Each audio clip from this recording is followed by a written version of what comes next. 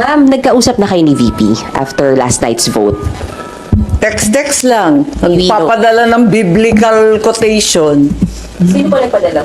Si BP, mahilig yung magpadala ng Biblia eh.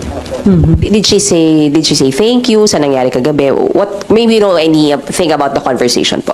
Basta salamat sa Panginoon. Yun lang. Last on me. Ma'am, sinasabi po ng ilang justices, sila Justice Ascuna po, better daw yung ginawa niyong archiving kasi pwede talaga daw buhayin yung impeachment case once mag-reverse yung SC kesa daw dismiss niyo. Oo, sang-ayon po ako sa opinion ni Justice Ascuna na maaring buhayin. Hindi yung nakatenga na hinihiling ng minority na nakatable. Maliwanag naman ang sinabi ni SP Cheese, na yung archive, kahit sinasabi nung iba na ni minsan hindi pa nangyayari na binuhay muli, pwede, theoretically, pwedeng buhayin yan. At pwede rin naman magkaroon ng bagong resolution kapag may bagong hatol ang ating Korte Suprema. Hindi namang pinagbabawal.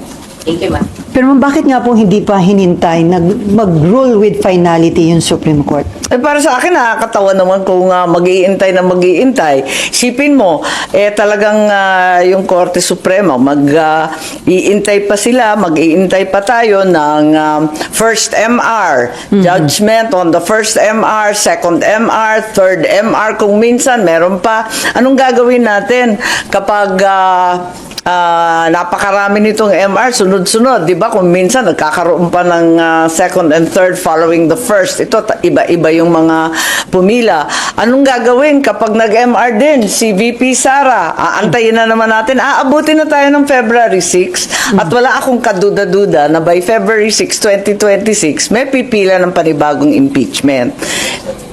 So, hintayin na lang yun. Aabutin na yan dahil kulang sa 6 na buwan, di ba? Andyan na. True Lies.